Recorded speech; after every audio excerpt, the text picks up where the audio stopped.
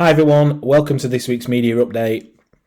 These used to be called Media Mondays, but I've not done an upload now for around 7 to 8 months, which, sorry if you are a regular viewer, but I've just been snowed under, organising a car show and various other things, and moving house and everything else. So I just thought I'd just drop on and show everybody the new landscape feature within Lightroom. This just blew me away. I couldn't believe how well the AI works. So we've just got this picture here. This is in Doncaster, not too far away from where I live, Conisbrough Castle, with the old viaduct in the background. So normally back in the day, when we're going to our masking tool, there's things sort of subject masking, sky masking, background masking. We can do object masking where we sort of draw around an object and it will select that. But if you wanted to select all the vegetation, for example, which look how much greenery there is on this photo, it would be incredibly difficult. It will take a very long time. You could use the point colour option, which we have discussed in a previous tutorial, but due to the different type of greens that are in the trees, you would end up using the point colour tool over and over and over again to get all of the greens within the trees. So when we've used subject masking before, what it'll do, the AI will analyse. The castle is obviously the subject of the photo, but it's missed all the walls around. We would have to go and add masks and mask the walls differently, and it will just take a very long time. The new feature that has dropped into Lightroom in the last few weeks is this landscape masking feature. You won't have ever seen anything like this before.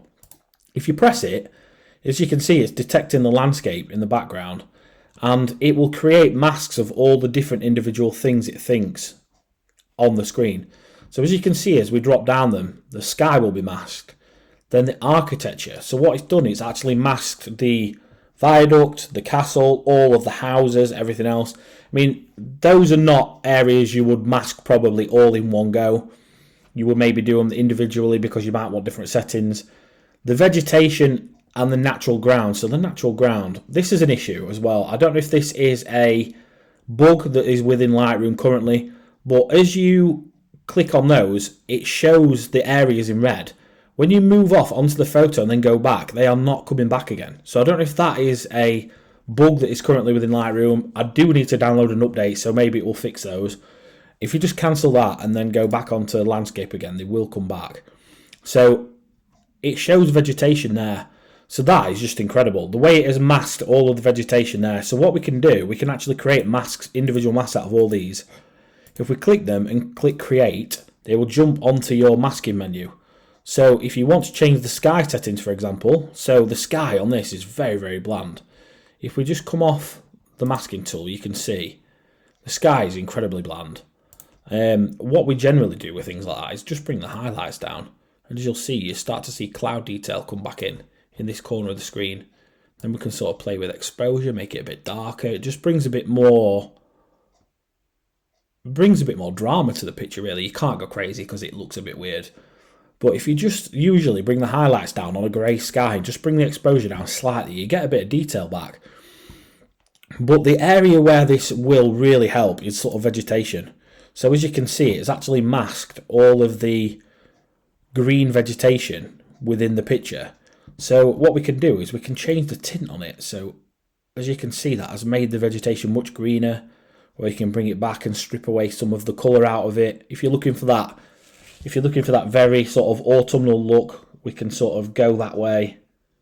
You can go quite extreme with it. And then if you change the sort of hue, you can, as you can see, you can obviously bring in sort of greens and things like that. And as we move more into the greens, you can change anything you like, really. It's just, honestly, it's such a game changer.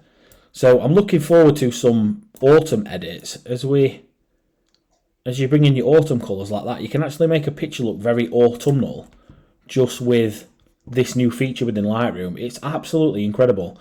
Just the power that it has to actually mask all of those areas.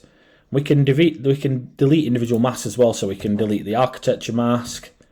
And we just leave the vegetation one. But it just allows you, not just on obviously the tints and the colours and things like that, you can just bring that back to sort of normal. It allows us to individually control all of the settings of those areas. So we can actually bring the exposure down of the vegetation, which we can change the contrast. And what it's doing, it's allowing us to actually change all of these settings without affecting things like the castle. So obviously if you bring the exposure really far down, look how bright the castle is, but it just gives you an indication of all the areas that it's actually affecting and all of the areas that are unmasked. So it's very, very powerful. It's definitely something that you should try. If you are a landscape photographer, I've yet to try it on automotive photography, but just because we don't often shoot in sort of landscapes. Sometimes it's within settings like car parks and things like that.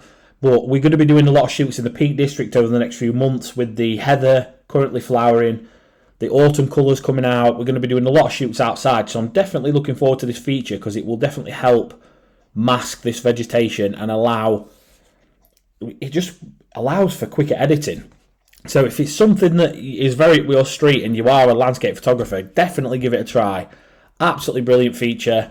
Let me know how you've used it, how you're getting on with it. Please drop me a subscribe and a like on this video. I'd love to hear from you. Hopefully there's more tips videos coming very soon. There's actually a video from a few weeks ago, a POV photography video from a roll hard car show. If that's your thing, check that out. I'm going to be doing some more talking head and introducing myself a bit more to you guys on this channel. I've got a few hundred subscribers now, so yeah, definitely I think we need to have a bit more of a face-to-face chat. There's also a podcast coming soon as well, a photography podcast. Keep your eyes out for that. The first episode will probably be going live around the same time as this video, so I'll post a link in the description. Check that podcast out. Let me know how you think of that and what you think. If there's anything that I can improve on these videos, just let me know in the comments. Thanks, guys. Thanks very much. See you later.